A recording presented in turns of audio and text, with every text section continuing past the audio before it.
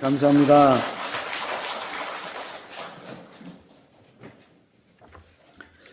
소확행이란 말이 유행한 적이 있습니다. 소소하지만 확실한 행복이라는 뜻입니다. 나태주 시인이 행복이라는 제목의 시에서 행복이란 저녁 때 돌아갈 집이 있다는 것, 힘들 때 마음속으로 생각할 사람이 있다는 것, 외로울 때 혼자서 부를 노래가 있다는 것입니다. 오늘 이사야 43장 끝에 보면 이 백성은 내가 나를 위해 지었나니 나의 찬송을 부리게 하려 함이라. 우리가 힘들 때 찬양하는 여러분이 될 수 있기를 바랍니다. 찬양 속에서 위로와 기쁨을 얻기를 바랍니다.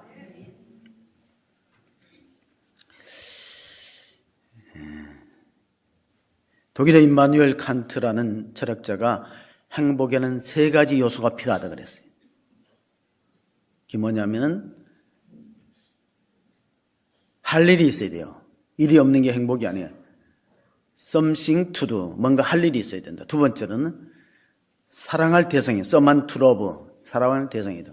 세 번째는 something to hope. 희망이 있어야 돼. 자, 행복의 3요소는 일과 사랑과 희망이다. 우리 자녀들이 다 행복하기를 희망합니다. 그럼 뭐 동서고금을 통해서 이제 입시철이, 수능이 끝나 입시철인데 우리가 좋은 대학에 가기를 다 바라잖아요. 그럼 미국 사람도 마찬가지예요. 미국 사람. 미국에서 좋은 대학이 어떤 대학이죠?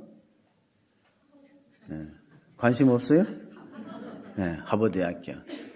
제가 한번 그 캠퍼스를 갔는데 그 하버드 대학교의 뭐 설립자로 알려지는 이 존 하버드의 동상이 서 있는데 사람들이 많이 몰려 있더라고. 사진 찍으려고. 저도 이제 가봤는데 한번 사진을 보시면요, 이 존 하버드 그 하버드 대학교의 교정의 캠퍼스에 있는 동상입니다.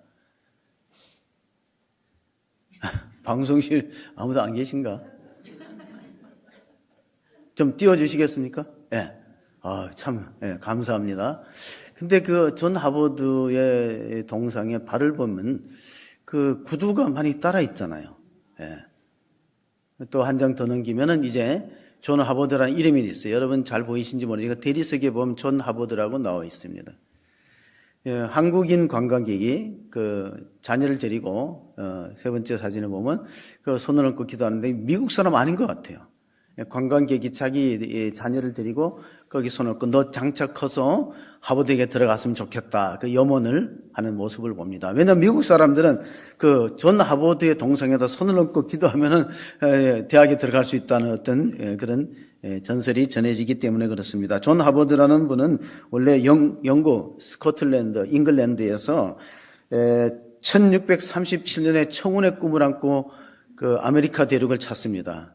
그래서 이 존 하버드는 내가 여기서 공부해갖고 정말 훌륭한 목사로서의 꿈을 안고 찾아왔는데 이듬해 1638년도 폐결핵에 걸립니다.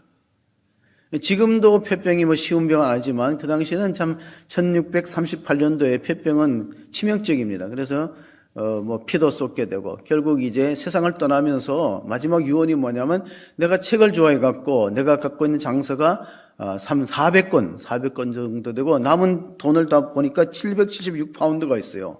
이걸 어떻게 할까 하다가 그 자기가 도착하기 한 해 전에 뉴타운 칼리지라는 대학이 서 있습니다. 뉴타운 칼리지에 기증을 한 겁니다. 그러니까 이사회가 감동을 받았던 것은 이번에 유언하면서 이런 말을 했어요. 나는 큰 꿈을 안고 아메리카 대륙에 와서 공부를 했고 신학도 또 과학도 공부하고 그래서 정말 인류의 발전에 이바지하는 사람이 되고 싶었다. 인류 발전에 이바지하는 사람이 되고 있지만 내가 못 이룬 꿈을 우리 후학들이 이 대학에서 공부를 해갖고 훌륭한 신학자도 나오고 과학자도 나오고 법학자도 나오고 정말 인류 역사의 발전에 기여하는 인재를 길러달라. 그런 이제 유언을 남겼기 때문에 이 사회가 그 뉴타운 칼리지 이름을 바꿨어요. 하버드, 존 하버드 이름을 따서 하버드 대학으로 바뀐 겁니다. 우리나라에는 이제 뭐 서울대학교를 다 좋아하잖아요. 그래서 뭐 서울대학교 못 들어가면 섭섭하게 생각하지 말아야 될 게 서울에서 약간 떨어진 대학을 서울약대라 그래요. 서울에서 상당히 먼 데 있는 대학을 서울상대라 그리고 서울에서 아주 외곽지도를 벗어난 대학을 서울외대라고 생각하시면 돼. 우리도 다 우리 자녀들이 좋은 대학에 갈 수 있기를 기도합니다. 잔 막스웰이라는 미국의 리더십의 대가가 있어요. 잔 막스웰의 리더십의 대가가 이런 말을 했어요. 사람은 세 가지에 다 갇혀 있다. 시간과 공간과 사건에서 벗어날 수 있는 사람은 없다는 거예요. 우리 다 시간, 공간, 그리고 우리가 만나는 경험들, 사건들 속에 우리가 다 있는데, 근데 이것으로 사람의 미래가 결정되는 것은 아니라 그랬어요. 존 맥스웰에 의하면 중요한 것은 시간과 공간, 사건 속에 우리가 제한되어 있지만 그 사건을 어떻게 해석하고 받아들이냐에 따라서 행복과 불행이 결정된다는 거예요. 똑같은 사건, 똑같은 경험을 해도 어떤 사람은 해석을 잘하는 거예요.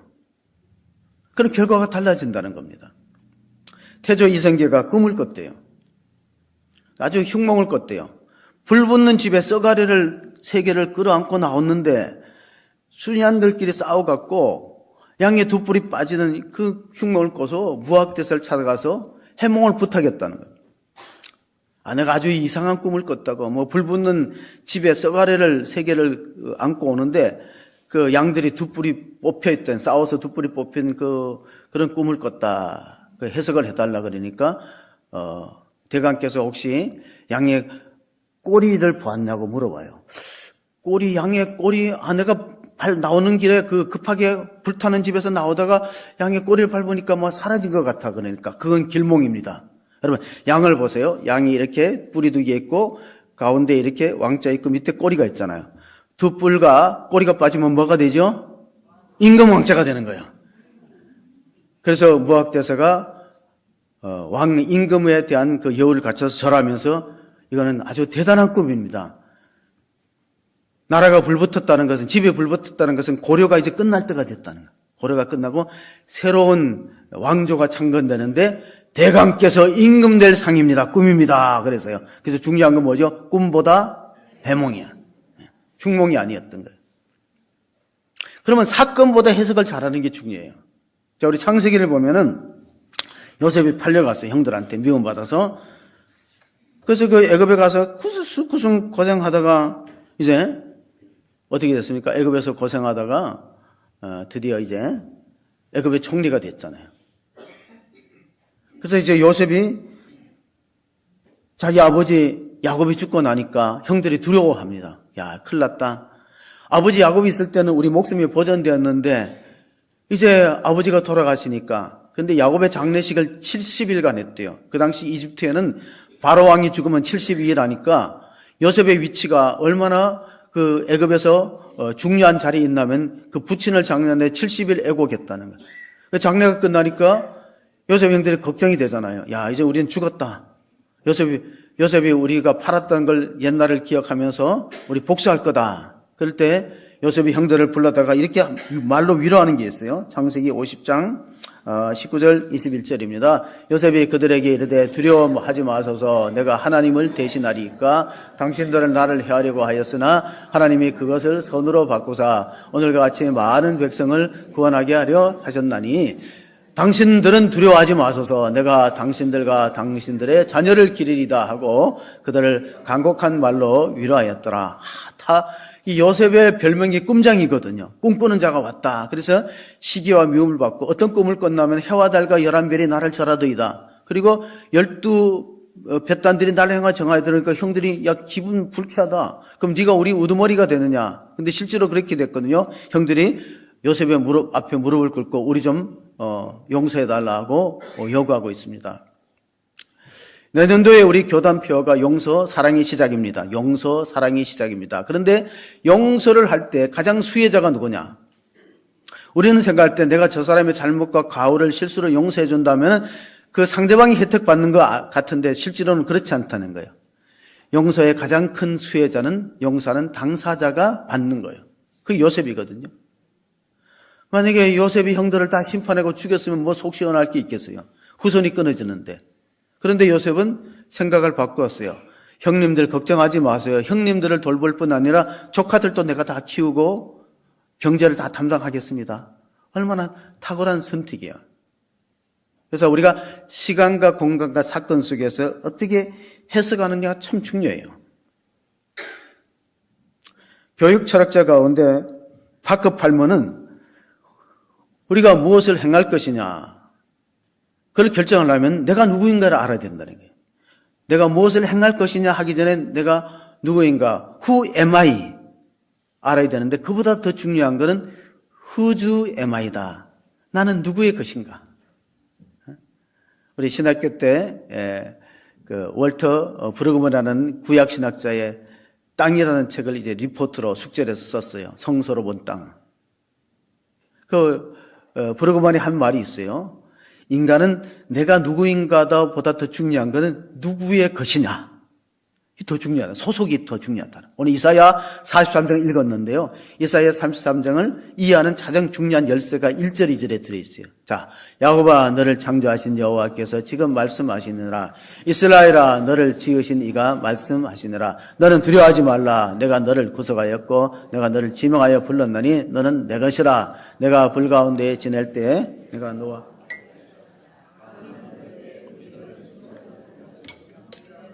불 가운데로 지날 때도 하지도 아니할 것이요 불꽃이 너를 사르지도 못하리니. 자, 하나님께서 이사야 선지자를 통해서 이스라엘에게 주는 말씀은 위로의 말씀, 너는 내 거다. 내가 책임질 거다. 얼마나 환경이 힘들어서 물 가운데 통과할지라도 물이 너를 침몰하지 못한다. 불 가운데 지날지라도 너 사르지 못한다. 왜? 너는 내 것이니까. 내 소유된 백성이니까 내가 책임질 것이다. 이것이 오늘 여러분에게 주시는 말씀입니다. 내가 너를 책임진다. 두려워하지 말라. 환경이 아무로 험난하고 어려운 조건이 있을지라도 너는 내 것인데. 여러분, 우리 어른들이 그런 말 하더라고. 고슴도치도 제 새끼는 예쁘게 본대요. 고슴도치도. 하나님이 우리를 볼 때 어떻게 보는가, 이게 중요한 건데, 우리는 사람을 볼 때 그냥 객관적으로 봅니다. 근데 하나님은 그렇게 보지 않아요. 워치만이라는 독일의 유명한 복음 전도자가 있는데, 로마서 강해를 쓰면서 이런 말을 적었어요. 하나님이 우리를 볼 때 예수의 보혈을 통해서 본대요. 그럼 예수님의 보혈을 통해서 저와 여러분을 볼 때 어떻게 되느냐? 거룩하고 깨끗하게 본다네. 우리는 참 내가 자신을 생각해도 내가 참 추하고 죄가 많다 생각하는데, 하나님 우리 그렇게 안 보세요. 보배롭게 존귀하게 여러분을 보시는 걸 믿으시기 바랍니다. 왜냐하면 직접 보지 않고 예수님의 보혈을 통해서, 십자가에 흘리신 피를 통해서 보기 때문에, 그 피가 우리의 모를 죄를 씻고도 남음이 있기 때문에 하나님이 우리를 볼 때는 보배롭고 존귀하게 보신다. 그 보배롭고 존귀하게 보는 대상이 저와 여러분인 걸 믿으시기 바랍니다. 그 이스라엘 백성들이 지금 굉장히 고통 속에 바벨론 포로로 붙들려 갔어요. 이스라엘 민족의 가장 영광스러운 역사적인 사건은 출애굽 사건입니다. 이스라엘 민족의 가장 수치스러운 사건은 바벨론 포로 사건입니다. 이걸 우리가 구약성경 이해하는 중요한 축이니까 꼭 기억하세요. 하나님이 물 가운데에서 길을 내서 홍해를 육지같이 건너는 그런 기적을 행하신 것을 경험한 것이 이스라엘 백성들이거든요. 모세 시대에. 영광스러운 날로 자랑하고 있는데, 가장 수치스러운 날은 나라가 망해서 바벨론의 포로로 70년 붙들어간 거야. 우리가 1910년을 한일합병되는 해를 국치일이라고 부르고, 국가의 수치다, 국치일. 두 가지를 다 알아야 된다는 겁니다. 그러나 하나님께서는 이스라엘 민족을 완전히 버린 게 아니다. 내가 너를 다시 구속하여 하나님 나라 백성으로 삼고 빼앗겼던 땅으로 다시 돌아오게 할 것이다. 로마서를 읽어보면 하나님의 사랑이 구체적으로 어떻게 표현되는가. 로마서 5장 8절에 우리가 아직 죄인 되었을 때 그리스도께서 우리를 위하여 죽으심으로 하나님께서 우리에게 대한 자기의 사랑을 확증하십니다. 그러면 이제 우리가 그의 피로 말미암아 의롭다 하심을 받았으니 더 그로 말미암아 진노하심에서 구원을 받을 것이니. 자, 하나님은 이 백성들을 그리스도의 보혈을 통해서, 그의 피를 통해서 바라보기 때문에 우리를 거룩하고 온전한 자로 보시고 축복하시고 구원으로 인도하시는데, 마찬가지로 이스라엘 민족들도 지금 바벨론 포로로 들어가서 정말 역사적인 그런 이제 뼈아픈 패배를 경험합니다. 그때가 이 이사야가 활동할 때가 주전 740년이니까 그냥 간단하게 주전 8세기로 보면 돼요. 주전 8세기. 주전 8세기다. 우리는 주후시대 살지만은 주전 8세기에 활동했던 이사야라는 예언자는요, 집안이 좋아요. 왕의 가문에서 태어났어요. 그러나 그의 종말을 보면 참 안타깝게도 므낫세 왕에 대해서 미움을 받고 순교를 당하는데, 어떻게 순교했는가? 그 역사가들의 전승에 하면요, 므낫세는 그 이사야 선지자가 하나님 말씀을 선포한다는 이유를 가지고 그를 톱으로 순교시켰다. 우리가 제재소에 가면 나무를 켜잖아요. 그 기다란 나무를. 그렇게 최후를 마쳤다. 히브리서 11장 36절 37절에 보시면은 이런 말씀이 있어요. 어떤 이들은 조롱과 채찍질 뿐 아니라 결박과 옥에 갇히는 시련도 받았고 돌로 치는 것과 톱으로 켜는 것과 시험과 칼로 죽임을 당하고 양과 염소의 가죽을 입고 유리하며 궁핍과 환난과 학대를 받았으니 이 사람들이 믿음의 선지자들의 그런 모습이었다. 여기서 돌로 치는 것은 스데반 집사가 돌에 맞아 순교했죠. 톱으로 켜는 것은 이사야 선지자, 오늘 본문을 기록한 이사야 선지자죠. 시험과 칼은 예수님 12제자 가운데 야고보가 헤롯의 칼에 의해서 첫 번째 순교자로 사도행전에 기록되어 있습니다. 그리고 엄청난 고통과 시련 속에서도 그들은 굴하지 않고 하나님의 말씀을 선포했다. 내가 선포 안 하면은 박해를 안 받을 거예요. 예언자들의 운명이 뭐냐? 예언자들의 운명은 하나님의 말씀을 받은 대로 가감없이 전해야 되는 거예요. 그럼 전하다 보면 권력자들이 싫어합니다. 자기 듣기 좋은 소리 하지 않는데 이 나라가 위험할 것이다. 불길한 예언한다고 예언자를 잡아 가둡니다. 예레미야 선지자도 마찬가지. 예레미야 선지자를 시위대 뜰에다 가둬버렸어요. 웅덩이를 파고. 너 기분 나쁜 소리 하니까 내 듣기 싫다고. 우리나라가 왜 망하는가? 우리나라 이렇게 편안하고 잘 사는데.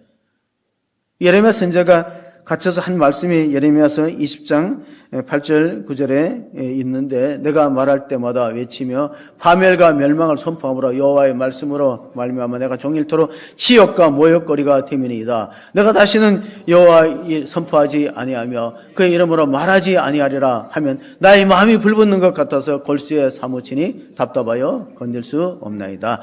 이게 예언자의 심정이었습니다. 예언자의 심정은 뭐냐? 하나님 내게 말씀을 주시면서 이스라엘 백성들을 공포하라 그럽니다. 그러면 내가 말하면 나 매질하고 감옥에 가두는데 여호와를 선포하고 싶지 않다 그러면 속에 불이 붙는 거예요.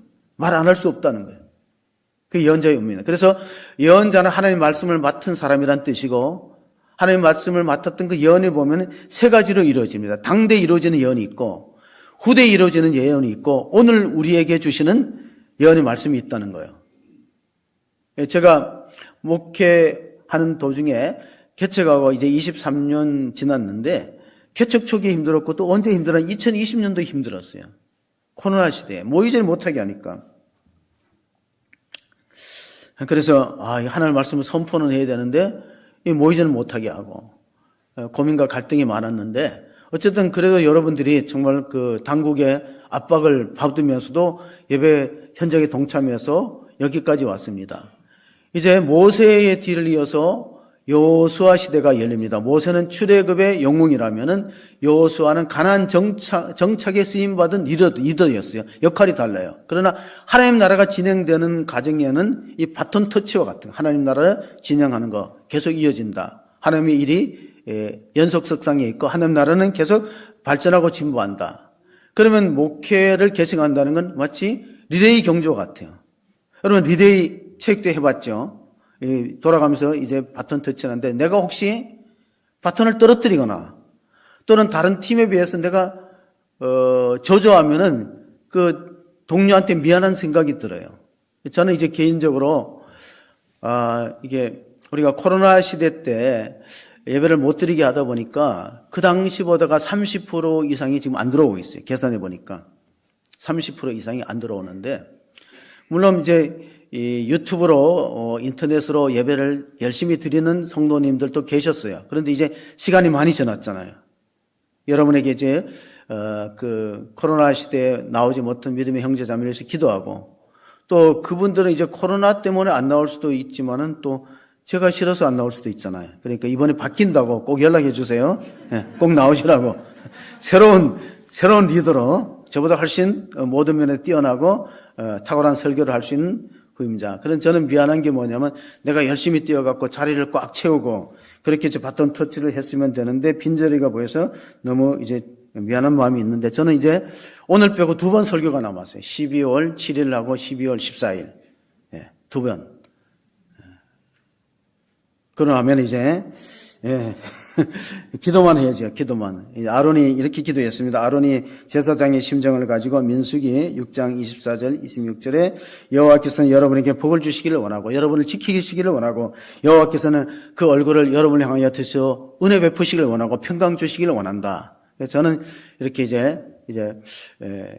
강단을 떠나도 계속 기도의 사명은 있습니다. 그러나 새로운 목사님이 잘 이끌어 가시기를 기도하고 또 여러분 중에서도 혹시 또 떠난 분들이 계시다면은 정말 우리가 함께 잃어버린 양을 찾고 또 이사야 선지자에서 가장 중요한 내용 중에 하나가 뭐냐 남은 자예요. 남은 자. 상수리가 배임을 당해도 그루터기가 남아있다. 그게 이제 이스라엘 민족을 재건하고 회복하는데 쓰임 받았던 일꾼을 남은 자라는 표현이 있어요. 그래서 이제 우리가 신학교에 가면 렘넌트 데올리지라는 신학이 렘넌트 데올리지 남은 자의 신학이다. 이사야가 가리키는 중요한 말씀입니다. 오늘 본문에서 가장 중요한 말이 18절 19절에 있는데 한번 읽어보시겠습니다. 너희는 이전 일을 기억하지 말며 옛날 일을 생각하지 말라. 보라 내가 새 일을 행하리니 이제 나타낼 것이라. 너희가 그것을 알지 못하겠느냐. 반드시 내가 광야의 길을 사막에 강을 내리니. 자, 하나님께서는 역사가 발전하는 가운데 새 일을 행하시니 이전 일을 기억하지 말고 옛적 일을 생각하지 말라. 그 말씀하신 뭐요? 바벨론 포로의 수치를 빨리 잊어버리라는 거예요. 우리가 일제 36년 동안 억압과 그 지배를 당했잖아요. 빨리 잊어버리라는 거예요. 옛날 일을 생각하지 말고 이제 하나님이 새 역사를 창조하는데 맨날 옛날 과거에 며 있으면 되느냐. 서양 속담에는 과거는 미래의 적이란 말이 있어요. 과거는 미래의 적이다. 과거에 발목 잡히고 과거사 캐기에 급급하다가 역사가 후퇴되는 경우를 우리가 한국 정치사에서 얼마나 봅니까? 지금 민생을 돌보고 국가의 미래를 설계하는 그런 정치 지도자가 되지 못하고 과거사 캐기 거기에 매이면은 역사가 얼마나 후퇴합니까? 그래서 너희는 옛적 일을 기억하지 말고 이전 일을 생각지 말고 하나님이 새 일을 행하신 것을 기억하라. 하나님은 새 역사를 만들어 가시는데 어떤 일을 하는가? 구원의 역사를 계속 진행된다는 거예요. 새 역사는 하나님이 구원하시고 회복한 일들이 계속 진행되기 때문에 그래서 우리가 그 때라는 표현을 씁니다. 갈라디아서 4장 4절에 보면 때가 참에 하나님께서 여자의 몸에서 하나님의 아들을 보내시고 그게 성탄절이거든요. 성탄절은 어떤 날이냐? 성육신의 기적이 일어난 날이 성탄절이에요. 하나님이 인간이 되어서 이 땅에 찾아오신 날.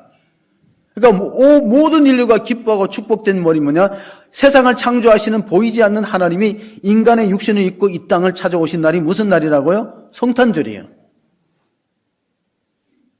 그래서 성탄절에 예수님 인격적으로 만난 사람은 굉장히 복받은 사람이에요.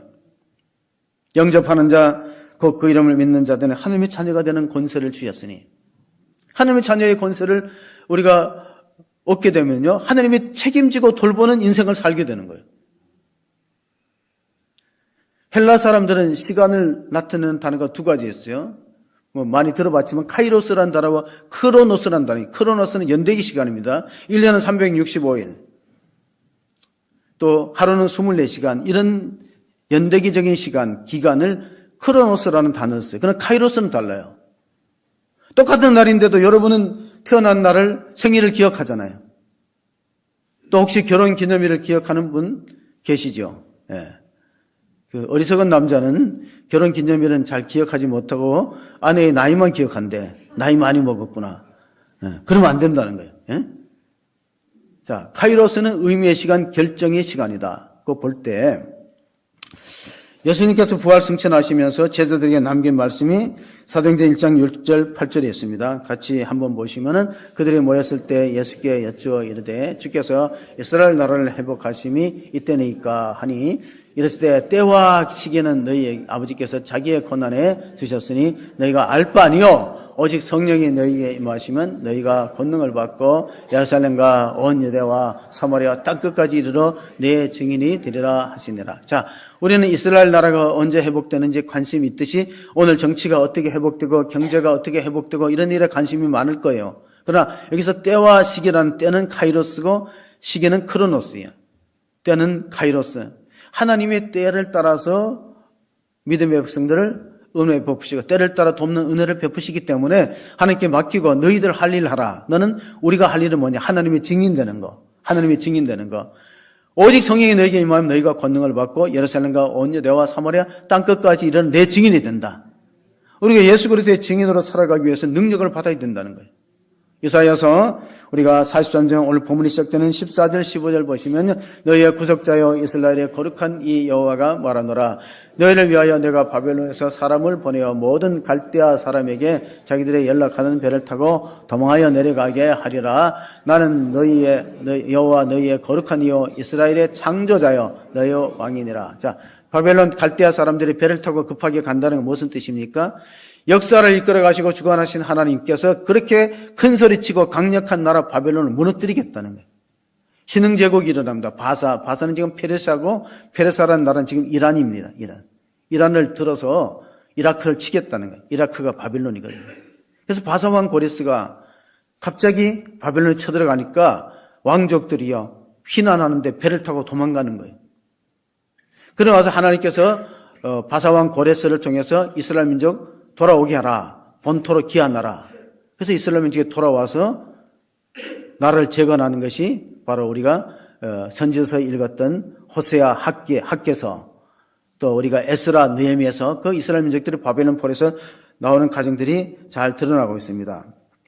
하나님께서는 이처럼 우리를 사용하시고 새 일로 쓰시기를 원하는데 내가 새 일을 행하리니 이제 장차 나타낼 것이요. 새 일은 어떤 일입니까? 구원의 역사를 계속해서 이루어 가겠다는 거예요. 하나님 어떤 민족은 세우기도 하고 어떤 민족은 넘어뜨리기도 하는데 어떤 민족이 넘어지냐면 교만한 민족이 넘어집니다. 교만한 사람과 교만한 나라는 하나님께서 반드시 무너뜨리고 겸손으로 허리를 동이고 섬기는 사람을 크게 쓰신다 하는 걸 기억하시면서 말세가 왜 고통하는 때가 되는가? 말세의 정신적 사조와 말세의 풍조를 보시면 디모데후서에 보면은 이렇게 기록되어 있습니다. 3장 2절 4절에 보면 사람들이 자기를 사랑하며 돈을 사랑하며 자랑하며 교만하며 비방하며 부모를 거역하며 감사하지 아니하며 거룩하지 아니하며 무정하며 헌통함을 풀지 아니하며 모함하며 절제하지 못하며 사나우며 선한 것을 좋아하지 아니하며 하늘신하며 저급하며 자만하며 쾌락을 사랑하기를 하나님 사랑하는 것보다 더하며 이런 현상들이 나타나면 마지막 때가 가까웠던 인식하라는 바울의 유언과도 같은 말씀입니다. 사람들은 쾌락주의, 쾌락을 사랑을 하나님보다 사랑하고 돈을 사랑하는 배금주의, 그리고 배신을 잘하는 우리 한국 정치사에도 얼마나 많은 배신이 있습니까? 배신을 잘하고 참지 못하고 조급합니다. 부모를 거역합니다. 감사하는 마음이 없습니다. 오늘 설교의 제목이 우리가 새 일에 대한 감사하자. 하나님이 우리를 통해서 하신 일들을 기대하자.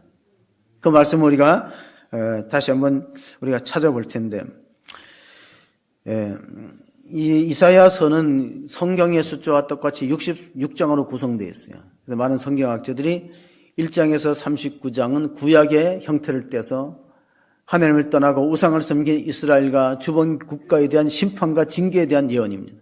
그런데 40장에 들어오면 분위기가 바뀌어요. 내 백성을 위로하라. 그들의 복역의 때가 끝났다.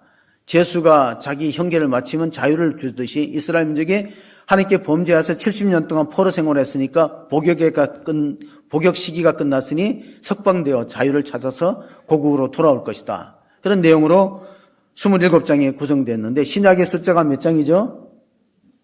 몇 권이죠? 27권. 그러니까 마지막 27장은 신약적인 구절을 띠고 있다는 사실을 보여주고 있습니다. 우리가 요한복음을 읽어보면 예수님께서는 하나님과 더불어서 계속 일하신다는 장면이 나오는데 요한복음 5장 17절 18절 보시면은 예수께서 그들에게 이르시되 내 아버지께서 이제까지 일하시니 나도 일한다 하시매 유대인들이 이런 말미암아 더 예수를 죽이고자 하니 이는 안식일을 범할 뿐만 아니라 하나님을 자기의 친아버지라 하여 자기를 하나님과 동등으로 삼으심이라. 우리가 신학적으로 삼위일체라는 뜻은 성부 하나님, 성자 예수님, 성령 하나님이 동일한 하나님이다. 근데 이스라엘 민족들은 그걸 인정하지 않고 받아들이지 않으니까 예수님이 신성모독대로 잡아서 십자가에 넘겨서 죽인 거예요. 자, 우리가 18절을 다시 보시면요. 안식일을 범했다. 예수님이 죽어야 되는 이유는 우리가 사회적인 범죄로 로마 정권을 저항해서 데모를 주도하거나 사회적인 범죄가 있는 게 아니라 예수님이 유대 사회에서 죽일 수 있는 두 가지 이유는 뭐냐면 안식일 안 지켰다는, 주일 안 지켰다는.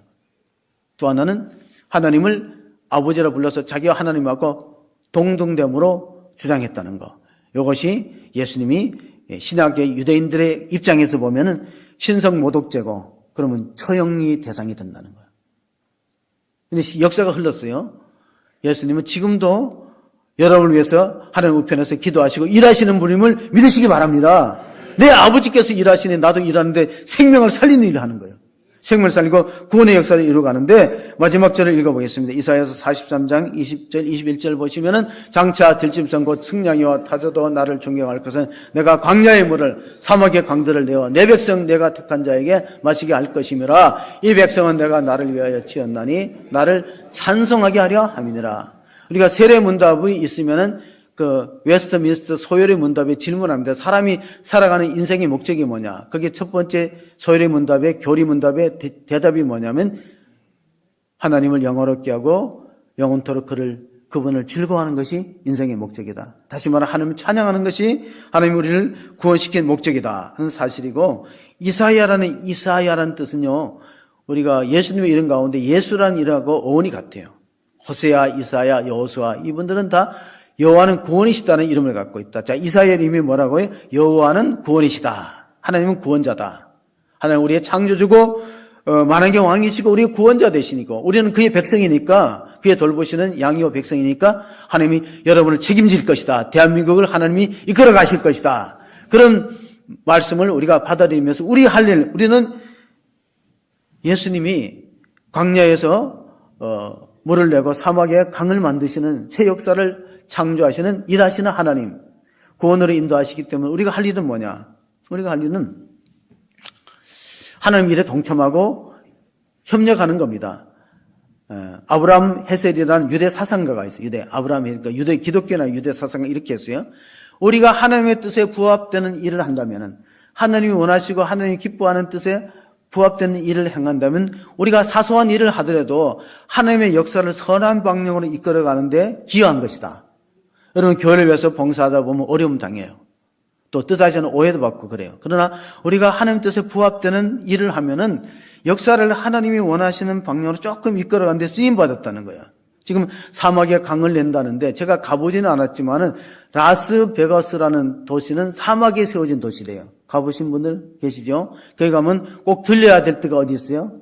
라스베가스에 가면 꼭 들려야 할 때가 어디죠? 땡기는 게 아니고 카지노, 예, 카지노. 근데 카지노에 세 가지 없는 게 있다는 아시죠? 시계가 없어요. 시간이 언제 가는지 몰라야 돼요. 그 다음에 창문이 없어요. 밖을 내다보면 안 돼. 거울이 없어야 돼. 예. 거울 보면 자기 처치한 몰골을 보면 내가 왜 여기고 이리 있지? 정신을 차릴까 봐. 그거 없어요. 물론 정성 카지노이다 세 가지는 비치하지 않습니다. 이스라엘 민족들이 홍해를 육지처럼 건넜던 기적을 경험했어요. 근데 후대 역사들은 이걸 잘 모르니까 절기를 만들어서 지키게 합니다. 6월절을 지키게 하고 초막절을 지키게 하고. 지금도 키부츠 농장을 만들어서 협동으로 일하면서 하나님이 공동체 속에서 역사하시는 것을 체험시킵니다. 체험학습을 시키는데, 우리가 잘 아는 것처럼 1948년도에 이스라엘이 2차 대전에 독립해갖고요, 정말 사막에 강을 내고, 이제 수로를 파가지고 거기 이제 물을 공급하고 또 농사도 지어요. 그 이스라엘 민족이 잘 사는 나라, 우리나라보다 국민 소득이 높은 것 같아요. 그래서 우리는 어쨌든 일을 잡아야 돼요. 일을 잡아야. 새 일을 행하시는데 일을 포기하지 말라. 남은 자의 신앙을 가지라. 이사야 선지자가 우리에게 알려주는 교훈입니다. 코로나 때 어떤 분이 이렇게 질문했어요. 병원에 막 응급 환자들이 막 앰뷸런스에 타고 가고 그러잖아요. 그러니까 목사님, 사람은 언제 죽습니까? 사람은 중병 걸리고 사고 이런 일들로 죽는 게 아니라 하나님이 부르실 때 죽는다. 그게 목사님의 대답이었대. 사람은 언제 죽는다고? 하나님 부르실 때 죽어요. 아프다고 죽는 게 아니에요. 다만 고통스러울 뿐이지. 부르실 때 죽어. 언제 부르시냐? 아무 일도 안 할 때 불러요. 일하기 싫죠? 아무 일도 안 할 때 불러요. 밥만 축낼 때. 그러니까 일을 잡으라는 거예요. 나이 먹었다고 일하지 말려. 하나님이 부르시면 그 갈 때예요. 근데 하나님이 언제 부르요? 아무 일도 안 할 때 부른다는 거예요. 그래서 일을 잡아야 되는 것이 우리의 사명이라는 걸 아시고, 어떤 분이 그 전투에 많은 장병들을 먹고 지휘관이 마지막 연설합니다. 여러분, 전투에서 가장 중요한 게 뭐냐? 그러니까 병사가 전후회입니다. 한 사람은 용감하게 싸우는 겁니다. 승리하는 겁니다. 그런데 그 다 틀렸다는 거예요. 지휘관이 말했어요. 마지막 전투에 임하는 병사들을 두고 연설을 하는데 안 죽고 살아 돌아오는 것이 가장 중요하다. 뭐라고요? 안 죽고 살아 돌아오는 것이 가장 중요하다. 어떤 여자분들이 모여서 이런 얘기 하더라고요. 학생 때 공부 잘하는 애는 이쁜 애를 못 이긴대. 이쁜 게 최고다. 근데 이쁜 여자는 자식 잘 둔 여자를 못 이긴대. 자식 잘 둔 여자는 돈 많은 여자를 못 이긴대. 돈 많은 여자는 건강한 여자를 못 이긴대. 건강한 게 최고죠. 건강한 것보다 더 중요한 거는 오래 사는 거. 건강하게 오래 사는 거. 건강하게 오래 사는 사람이 못 이기는 사람이 누구냐면 구원받은 자를 못 이겨요. 왜냐하면 구원받은 자는 영생을 얻었으니까. 여러분이 거기에 속하는 복된 성도가 되시기를 바랍니다. 요한복음 5장 39절 40절 예수님 하신 말씀입니다. 자, 내가 너희가 성경에서 영생을 얻는 줄 생각하고 성경을 연구하거니와 이 성경이 곧 내게 대하여 증언하는 것이니라. 그러나 너희가 영생을 얻기 위하여 내게 오기를 원하지 아니합니다. 장례식 때 가보면 한문으로 이래 써놓은 집은 유교 집안이고 또 불자들은 이렇게 뭐 십자가가 이렇게 꺾인 거하고 기독교인들은 다 십자가가 있어요. 이 장례식에 가보면은. 그래서 영생을 못 얻고 구원을 못 받은 인생은 아무리 화려하게 인기 스타고 해도 죽은 후에 소망이 없다는 걸 여러분 기억하셔야 돼요. 믿음이 얼마나 중요한가. 이사야서 58장에 보면요. 유대인들은 인사할 때 이렇게 인사합니다. 여러분 물된 동상 같고 마르지 않는 생 같은 축복이 있기를 원한다. 유대인들은 어떻게 생각해요? 물된 동상 같고 마르지 않는 생 같은 가정 되기를 원합니다. 그래서 그게 어디서 나왔냐면 이사야서 58장 10절 12절에 나와 있습니다. 주는 자에게 내 심정이 통하며 괴로워하는 자의 심정을 만족하게 하면 내 빛이 흑암 중에서 떠올라 내 어둠이 낮과 같이 될 것이며 여호와가 너를 항상 인도하여 메마른 곳에서도 내 영혼을 만족하게 하며 내 뼈를 견고하게 하리니 너는 물된 동상 같겠고 물이 끊어지지 않은 생 같을 것입니다. 내게서 날짜들이 오래 항폐된 곳들을 다시 세울 것이며 너는 역대 파괴된 기초를 쌓으리니 너를 일컬어 무너진 데를 보수하는 자라 할 것이며 길을 수축하여 거할 곳이 되게 하라 하는 자라 하리라. 자, 이스라엘 민족들이 바벨론 포로로 돌아왔을 때 무너진 기초를 다시 쌓아야 돼요. 무너진 성전을 다시 지어야 되고 그리고 재건을 해야 되는 사명이 있습니다. 우리가 과거 6.25 전쟁 때 폐허가 됐잖아요. 그런데도 다시 이제 재건해서 우리는 이제 세계에서 경제 대국으로 또 10위나 11위 이런 그런 성장한 나라가 되었습니다. 그 밑바탕에는 뭐가 있을까요? 그 밑바탕에는 우리 선조들의 땀과 희생도 있지만 수고도 있지만 하나님의 섭리가 있다. 하나님이 이 한반도를 사랑하시고 축복하시는 그런 은혜의 결과다는 것을 생각하면서 얼마 전에 세계적인 투자 금융기관이었던 골드만 삭스가 있어요. 골드만 삭스에서 이런 예측 보도를 했어요. 대한민국이 평화적 통일이 된다면, 전쟁 없이 평화적 통일이 된다면 2040년도에 세계에서 2, 3위 국가가 될 수 있다는 거예요. 미국, 중국 빼고. 그러니까 일본도 이겨내고 독일도 이겨낼 수 있는 나라가 대한민국. 성장 잠재력이. 통일이 정말 폐허가 되지 않고 전쟁에 의해서 파괴 없이 된다면 그런 나라인데 그 골드만 삭스뿐 아니라 그 우리나라에 왔던 유엔 세계 식량 계획하는 그 국장이 있습니다. 유엔 세계 식량 계획부 국장이라는 사람이 얼마 전에 와갖고 대한민국은 수혜받던 나라에서 세계에서 식량이 부족한 나라를 돕는 5위 나라는 우리나라가 세계 강대국 중에 5번째로 우리가 최빈곤 국가에서 지구촌의 최빈곤 국가가 2025년에는 5대 식량 공급 국가 그것을 얘기한 사람이 바우어 국장입니다. WFP라는 기구, 세계 식량 계획 기구의 바우어 국장이 대한민국은 세계 희망의 아이콘이다. 지구촌의 희망의 아이콘이다. 이런 나라가 없다는 거예요. 전쟁의 폐해를 딛고 경제가 성장해갖고 세계에다가 곡물을 기부하는 나라 5위 국가가 됐다. 그래서 우리가 마지막으로 달라져야 될 내용이 뭐냐면요. 조직이 바뀌려면은 조직의 구성원들의 의식 구조가 바뀌어야 돼요. 그 이제 조직 문화를 연구하는 분들이 이렇게 얘기하더라고. 기업의 조직 문화의 변화를 이끌어갈 때 가장 중요한 건 뭐냐면은 아무리 사람을 물갈이하여도 생각이 안 바뀌면 조직은 안 바뀐다는 거예요. 아무리 사람을 바꾸고 물갈이를 해도 사고방식이 안 바뀌면 조직은 안 바뀐다는 거예요. 그래서 사장이 한 번은 불러놓고 각 부서에 이렇게 통보했대요. 여러분, 타 업체에서 요청하는 안건을 우선적으로 처리해 주세요. 자기네 부서 이기주기로 가지 말고 타 업체에서 우리 같은 기관에서 다른 부서에서 요청하는 사항을 우선적으로 처리하자. 그런 이제 기업 문화를 통해서 회사의 체질이 바뀌었다는 거예요. 아프리카는 이런 속담이 있다고 합니다. 빨리 가려면 혼자 가고 멀리 가려면 함께 가라. 아프리카는 혼자 가면 위험합니다. 맹수의 밥이 될 수 있어요. 그러나 둘이 가면은 공격을 막죠. 셋이 가면은 사냥감 크기도 달라지는 거예요. 혼자서 사냥할 수 있는 것하고 한 5명이 가는 거하고 사냥감이 다르잖아요.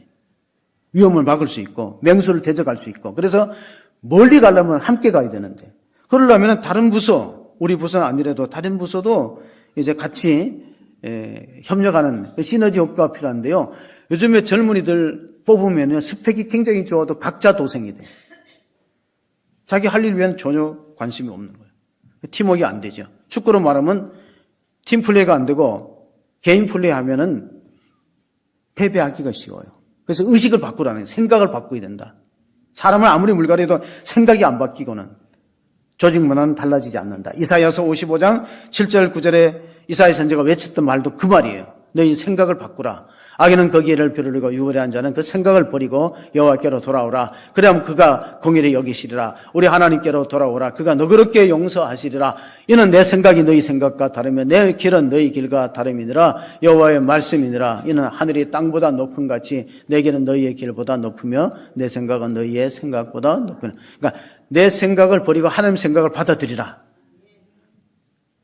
그것이 변화의 출발점이라는 사실을 기억하시면서 어떻게 하면 우리가 역사를 바라볼 때 우리가 개인의 생애를 바라볼 때 찰리 채플린이라는 유명한 희극 배우가 이렇게 말했어요. 인생이라는 것은 가까이 보면 비극이지만 멀리서 보면 희극이다. 가까이 보면 참 힘들고 어려워요. 살아가는 게.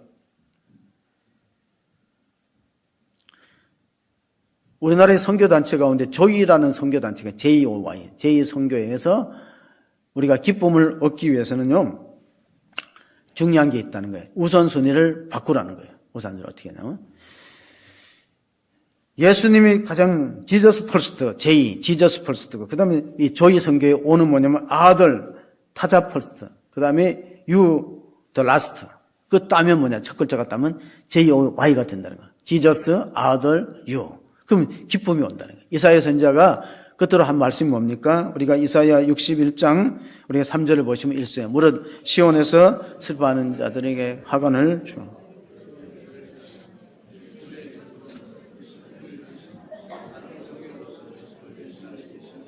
그들의 의의 나무 곧 여호와께서 심으신 그 영광을 나타낼지라 일감을 받게 하려 하심이라. 자, 슬픔을 기쁨으로 바꾸고 또 찬송의 옷으로 그 근심을 대신하시고 하나님께서 영광을 받으실 자로 우리가 쓰임받기 위해서는요, 우리가 이사야가 보았던 비전이 있어요. 이사야 선지자는 새하늘과 새 땅의 비전을 봤어요. 이 땅의 것만 생각하면은 희망이 보이지 않습니다. 그러나 하나님이 일하실 것 생각하고 새하늘 새 땅을 창조하셔서 거기에 들어가게 하는데 거기에 들어가면 어떤 일이 있는가? 계시록 21장에 보시면요, 이런 말씀이 있어요. 또 내가 새하늘과 새 땅을 보니 처음 하늘과 처음 땅이 없어졌고 바다도 다시 있지 않더라. 내가 보며 거룩한 성 새 예루살렘이 하나님부터 하늘에서 내려오니 그 준비한 것이 신부가 남편을 단정한 것과 같더라. 그래서 우리가 지금 하나님 나라의 일에 참여하기 위해서는요, 의식이 바뀌는 게 참 중요해요. 그리고 불평보다는 감사하는 말을 하는 공동체가 되어야 그래야지 부흥을 거둘 수 있다. 어떤 분이 등대지기에 외롭게 그 바다에 조난당한 자를 보살펴서 등대지기를 하는데요. 이제 심심하니까 책을 이제 시켜서 보잖아요. 월간 잡지를 시켜서 보는데 젊은 우체부가 투덜거립니다. 저 등대지기가 월간 잡지를 계속해서 구독해 보니까 내가 거기다가 책 배달하는지 하루가 소모되거든요. 투덜투덜거리면서 등대지기를 만나갖고 책을 탁 던지면서 참 내가 이기 때문에 고생한다 그러니까 그 등대지기가 한 말이 있어요. 자꾸 이러면 내가 일간지 신문을 구독할 거야. 매일 와야 돼, 매일 와야 돼. 예? 불평하면은 환경이 개선되지 않아요. 예? 우리도 악화되지. 감사라. 그럼 우리가 젊어진다. 감사하면은 건강이 찾아온다. 감사하면은 기적이 일어난다. 그것이 이제 이스라엘 민족의 역사를 통해서 잘 볼 수 있어요. 그래서 이 바벨론 사건이라는 것은 바벨론 포로에서 돌아온 건 제2의 출애굽이고, 자 처음에는 홍해의 출애굽이 있고, 그 다음에는 바벨론 포로로서 들어온 그런 출애굽의 기적이 있고, 오늘날은 그것을 우리에게 해당된다면 무엇이냐? 예수님의 구속의 역사를 통해서 우리가 하나님의 자녀된 거. 이것이 가장 놀라운 기적이다. 그래서 우리가 아무리 환경이 어려워도 1%의 가능성을 붙잡고 기도할 필요가 있어요. 2007년도에 나태주 시인이요. 그분이 이제 공주에서 초등학교 교사도 하고 시를 썼는데 큰 병이 걸려갖고 서울 아산병원에 입원합니다. 뭐 서울 아산병원에서도 고치는 사람도 있고 뭐 돌아가시는 사람도 있잖아요. 근데 이분은 의사들이 99% 못 산다 그랬어요. 쓸개에서 그 즙이 나와갖고 장기를 다 녹여버렸어요. 나태주 시인은 2007년에 쓸개에서 그 독한 쓸개즙이 장기를 다 녹이는데 얼마나 고통스러운지요. 밤에 잠을 못 자고 이를 갈아갖고 이가 골고루 평평하게 됐대. 이 끝이. 그래서 아내한테 이렇게 말했대. 내 이를 보라. 내가 얼마나 이를 악물고 이를 갈았으면 이 끝이 딱 골고루 됐겠느냐. 그런 아주 엄청난 장기가 다 녹아내리는 통증을 하나님께 맡기고 기도했는데 의사들이 99% 못 산다 그랬어요. 의사들이. 그런데 6개월 만에 집으로 돌아오는 기적이 일어났는데 어떻게 했는가? 기자가 물어봤어요. 당신은 시인이니까 아름다운 문장으로 기도를 하지 않으니까 절대 그랬죠. 3시간 동안 2마디만 했다. 하나님 살려주세요. 하나님 살려주세요. 하나님 붙잡아주세요. 3시간 동안 그것만 기도해. 하나님 저를 살려주세요. 저를 붙잡아주세요. 그리고 집에 돌아와서 시를 썼습니다. 얼마나 떠나기 싫었던가. 얼마나 돌아오고 싶었던가. 제목이 집입니다. 얼마나 떠나기 싫었던가. 얼마나 돌아오고 싶었던가. 낡은 옷, 낡은 신발이 기다리는 곳. 우리 집이라는 게 낡은 옷, 낡은 신발이 기다리는 곳. 여기 바로 여기. 집이라는 시예요. 내가 6개월 동안 투병 생활하면서 얼마나 집에 가고 싶었을까. 낡은 옷, 낡은 신발이 기다리는 여기 바로 그 집. 그 신발을 신지 못하고 돌아가신 분들이 엄청나게 많다는 거 아시나요? 교회는 여러분의 영혼의 집입니다. 우리 교회에서 예배하고 찬송하는 일들이 앞으로도 계속되어지는 은혜가 축복이 있고 하나님 우리 구속한 그 사랑과 은혜를 찬송하고 감사하는 성도들이 다 되시기를 주의 이름으로 축원합니다. 아멘. 걸어가시고 사랑이 많으신 하나님 아버지, 우리가 부족함에도 우리를 버리지 않고 내가 너를 구속하여 지명하여 불렀나니 너는 내 것이라. 너희가 물 가운데 지날 때에도 함께하고 강을 건널 때 너가 침몰하지 못하고 불이 너를 사르지 못하리라. 다니엘의 세 친구를 하나님께서 불꽃 가운데 보호하여서 머리털 하나 상하지 않았던 역사가 오늘 사랑하는 성도들 삶 가운데 나타나기를 원합니다. 지금은 힘들고 어려워서 정말 고통의 신음소리가 있지만 하나님 우리를 근심을 대신한 찬송의 옷을 입히고 우리를 다시 변화시킬 새 일을 행하시는 위대하신 하나님, 구원의 역사를 계속해서 이어가는 하나님 앞에 우리가 믿음으로 반응하고 나오는 그런 성도들로 세워주옵소서. 우리 구주 예수 그리스도의 이름으로 기도합나이다. 아멘.